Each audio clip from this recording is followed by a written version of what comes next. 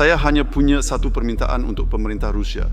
Jika ada lagi rudal atau pesawat yang masuk ke wilayah udara kami tanpa izin, baik sengaja maupun tidak sengaja, lalu ditembak jatuh dan puing-puingnya jatuh di wilayah NATO, tolong jangan datang ke sini untuk mengeluh tentang hal itu. Kalian sudah diperingatkan bahwa zaman kekaisaran sudah berakhir dan kekaisaran kalian tidak akan dibangun kembali.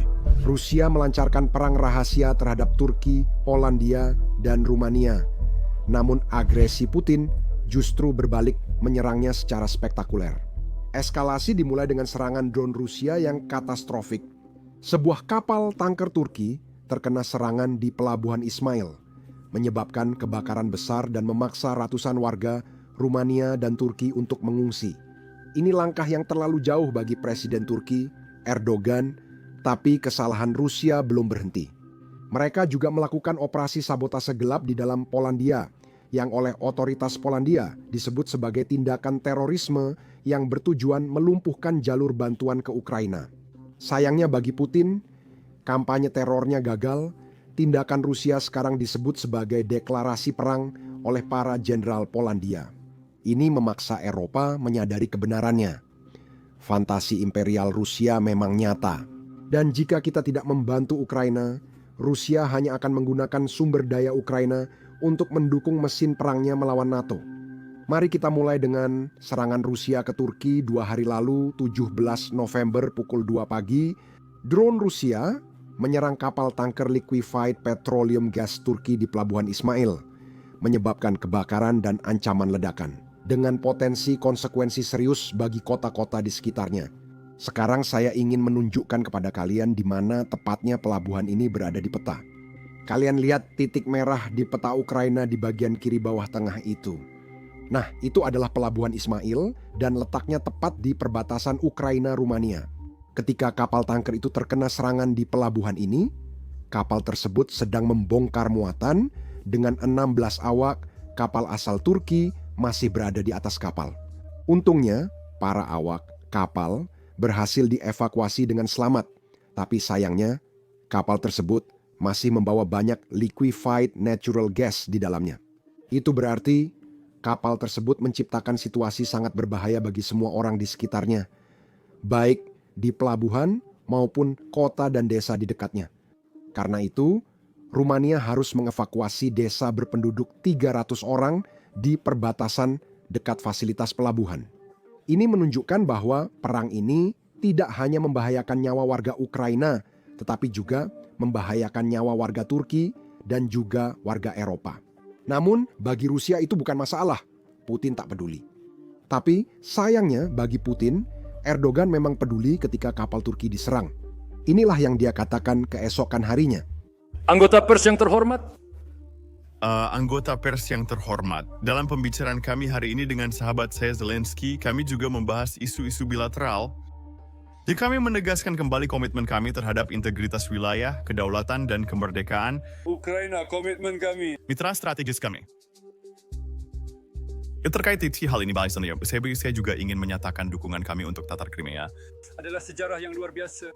yang mewakili jembatan sejarah dan budaya yang luar biasa antara Ukraina dan Turki akan terus berlanjut. Meski tantangan perang, kami tetap targetkan volume perdagangan bilateral naik jadi 10 miliar dolar. Dengan dukungan para pengusaha Turki yang dengan berani terus bekerja tanpa meninggalkan negara ini, di bawah kondisi sulit ini, kami bercita-cita untuk berkontribusi pada rekonstruksi Ukraina. Kami ingin berkontribusi. Rusia bukan hanya menyerang Turki, tapi juga melakukan operasi gelap di Polandia hingga banyak orang menyebutnya terorisme. Lihatlah, pada tanggal 18 November, Perdana Menteri Polandia secara terbuka mengeluarkan pernyataan yang mengatakan para sabotase mencoba meledakkan kereta di jalur penting Polandia yang digunakan untuk mengirim bantuan ke Ukraina. Ledakan itu sebenarnya terjadi pada Sabtu malam. Warga di daerah Vilismika melaporkan mendengar suara ledakan. Sebelumnya di pagi hari, seorang masinis melaporkan adanya ketidakrataan yang mencolok di rel. Penyelidikan menyeluruh dimulai dan penyelidik menemukan beberapa bagian berbeda pada jalur rel yang sama. lebih dekat ke Lublin. Ada upaya mendestabilisasi atau merusak infrastruktur kereta api yang dapat memicu kecelakaan dan korban jiwa. Untungnya, semua ini ditemukan sebelum hal itu terjadi. Namun, tujuannya tetap jelas. Inilah alasan Menteri Luar Negeri Polandia menyebutnya terorisme, bukan sekadar sabotase. Ini eskalasi signifikan. Sabotase terjadi saat Anda merusak properti. Ketika niat Anda adalah untuk membunuh orang, itu bukan lagi sabotase, itu adalah terorisme negara. Nah, yang terjadi dalam kasus ini. Ada sebuah bom yang diledakkan di bawah kereta Polandia yang hanya karena keajaiban tidak keluar dari rel dari tebing yang tinggi. Orang-orang pasti akan tewas, baik di kereta itu maupun di kereta-kereta berikutnya. Dan karena itu, kami tidak akan membiarkan ini tanpa jawaban. Sebagai Menteri Luar Negeri, saya sudah mengambil keputusan yang akan secara resmi disampaikan kepada otoritas Rusia hari ini atau besok untuk menutup konsulat terakhir mereka di Polandia yang ada di Gdańsk. Kami juga akan memberlakukan pembatasan lebih lanjut terhadap pergerakan diplomat Rusia di Polandia. Tapi ini bukanlah akhir. Kami baru saja mengidentifikasi para pelakunya. Sekarang kami akan di antara berbagai kementerian mengumpulkan ide untuk mengkomunikasikan kepada Rusia bahwa ini sama sekali tidak dapat diterima. Sekarang, menurut juru bicara Kremlin Peskov, menyalahkan serangan ini kepada Rusia adalah tindakan Rusofobia. Menutup konsulat Rusia setelah Rusia mencoba membunuh warga Polandia dianggap kurang masuk akal. Saya rasa dengan logika Rusia yang sama akan dianggap Ukrainofobia jika Rusia menginvasi negara berdaulat. Apakah disebut Polandofobia jika orang Rusia sering membahas pengeboman nuklir Polandia? Itu yang mereka lakukan selama 3 tahun terakhir dan belum pernah berhenti. Lihat klip ini yang diambil sebulan lalu. Apakah Sedan benar paham bahwa Macron ingin dikenang sebagai presiden terakhir Prancis? Meskipun begitu, tidak akan ada yang untuk menulisnya sejarah Prancis jika dan terjadi perang nuklir. Ya, yang intinya adalah dengan langkah-langkah seperti itu. Dengan langkah-langkah seperti itu, mereka semua semakin mendekatkan dan mendekatkan. Waktu peluncuran kekerasan nuklir, entah yang itu di wilayah Ukraina atau di wilayah Polandia, di mana semua kekuatan ini akan ditempatkan. Untuk mulai di senjata nuklir taktis, saya ingin bertanya kepada para tokoh politik dan militer, apakah Anda sedang mendekatkan momen ini? Soal pernyataan Kellogg, mereka tidak akan berani, kami tetap berani, dan Anda tak akan sempat mengingat bagaimana kami berani. Karena semua ini dipraktikkan dalam semua pelatihan nyata, hingga mencapai titik otomatisasi. Tindakan Rusia dan retorika Rusia adalah alasan mengapa para jenderal Polandia sudah mengatakan bahwa ini adalah awal dari sebuah perang.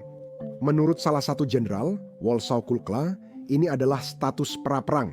Lawan telah mulai mempersiapkan diri untuk perang.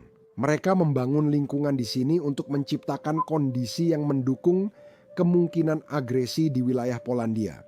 Itu adalah kata-kata dia, bukan kata-kata saya, tapi saya ingin memperjelas satu hal karena saya terus melihat komentar tentang hal ini. Menyiapkan negara untuk perang tidak berarti memulai perang. Polandia tidak menyerang Rusia, justru Putin yang melakukannya. Itu artinya ketika Anda berbagi perbatasan dengan Rusia, Anda tidak pernah bisa bergantung pada suasana hati tetangga Anda.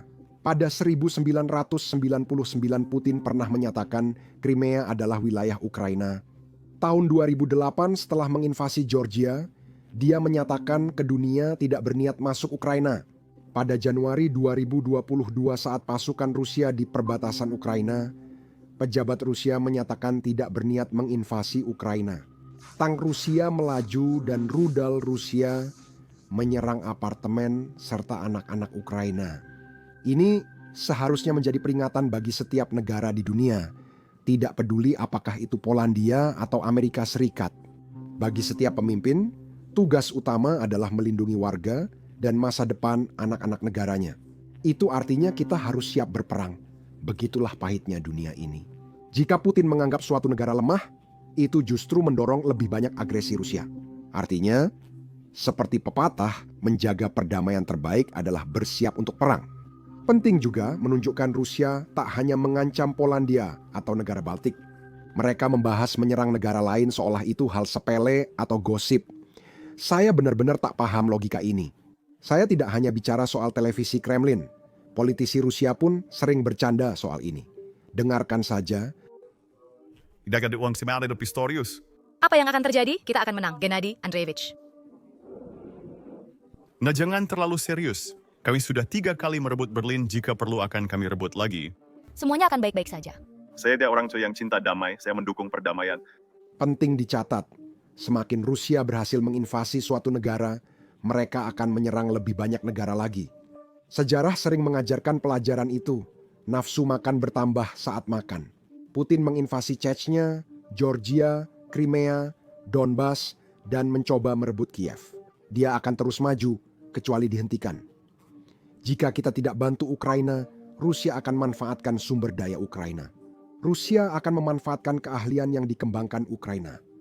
Rusia akan menggunakan orang-orang Ukraina yang ahli dalam hal-hal yang bisa berguna. Mereka akan menggunakan pabrik-pabriknya. Orang Ukraina membangunnya dan akan memakainya untuk mendukung mesin perang mereka. Rusia telah membangun ideologi negara ekspansionis dan neo-imperialis yang telah mencuci otak para tentaranya, anak-anaknya, dan penduduknya. Dan pada awalnya ada kata-kata, lalu kata-kata itu menjadi nyata dan mulai menyerang negara tetangganya. Pertama Georgia, sekarang Ukraina. Dan tentu saja jika Rusia berhasil di Ukraina, dia akan tergoda untuk menggunakan wilayah, sumber daya industri, dan sumber daya manusia negara itu untuk melangkah lebih jauh. Dan itulah mengapa penting untuk menyegek agar tentara Putin tetap sejauh mungkin dari perbatasan kita, yang berarti membantu Ukraina untuk mempertahankan diri. Inilah sebabnya Menteri Pertahanan Jerman membunyikan alarm. Putin tidak menyembunyikan ambisi imperialnya. Kita harus bergerak lebih cepat. NATO mampu bertahan, tapi kita perlu kecepatan, ketahanan, dan cadangan yang kuat. Tetap 20.000 pada 2030. Perang masa depan akan menggabungkan senjata, artileri, tank, pesawat, dunia maya, dan drone. Jerman perlu mempercepat program drone dan inovasi. Agresi Rusia menuntut Eropa meningkatkan kesiapan pertahanan. Inilah sebabnya pada peringatan 75 tahun, Bundeswehr, pemerintah menargetkan lebih dari 20.000 cadangan dan 220.000 tentara aktif. Pengadaan lebih cepat telah menghadirkan F-35 Chinook, Leopard, Sky Ranger, dan 1 brigade penuh di Lithuania. Tentu saja semua ini bagus, tapi bukankah akan lebih murah jika kita hanya membantu Ukraina? Jerman bisa memberi mereka turis, kita bisa memberi mereka Tomahawk, dan dengan cara itu Ukraina punya kemampuan untuk menghentikan Rusia di posisinya saat ini. Saya ingin menjelaskan poin itu dari sudut pandang ekonomi saja, lupakan soal moralitas atau kemanusiaan. Secara ekonomi, semua negara barat sebenarnya lebih hemat membantu Ukraina. Pikirkan saja, saat Ukraina diserang, mereka langsung kehilangan 50% produk domestik bruto pada bulan pertama. Itu bahkan belum termasuk kerusakan infrastruktur yang telah dialami Ukraina dalam 3,5 tahun terakhir. Itu bahkan belum memperhitungkan berapa lama waktu yang dibutuhkan untuk pulih dari semua ini, belum termasuk orang-orang yang telah pergi. Secara ekonomi, orang-orang yang meninggalkan negara adalah hal yang sangat menghancurkan dan terkadang hampir mustahil untuk pulih darinya. Itu kemungkinan besar akan terjadi, tidak peduli negara mana yang diserang. Jadi, hanya dari sudut pandang ekonomi, masuk akal bagi para pemimpin negara untuk mengeluarkan tambahan 1%, mungkin tambahan 2% dari produk domestik bruto mereka untuk memperkuat pertahanan mereka dan membantu Ukraina. Sekarang, selama beberapa minggu terakhir, beberapa video kami telah didemonetisasi dan dibatasi. Mungkin karena YouTube tidak suka beberapa cuplikan dari garis depan Ukraina yang kami tampilkan. YouTube menganggap cuplikan perang tidak ramah bagi pengiklan, jadi mereka langsung membatasi videonya. Inilah alasan kami membuat Basics Insider. Kami membangunnya dari awal tanpa batasan apapun. Dengan begitu, kami dapat menyajikan liputan tanpa sensor tentang situasi di Ukraina dan dunia. Jadi, jika Anda adalah seseorang yang tertarik dengan hal-hal seperti ini, jika Anda adalah seseorang yang ingin mendukung jurnalisme independen, maka pastikan untuk bergabung. Buka basicsinsider.com untuk mengunjungi situs kami. Anda bisa klik tautan di deskripsi atau scan kode QR di layar. Dengan bergabung, Anda akan bisa menonton banyak konten yang tidak bisa kami unggah di YouTube. Selain itu, Anda juga mendukung channel dan liputan kami. Terima kasih banyak. Nama saya Sam, sampai jumpa di video berikutnya.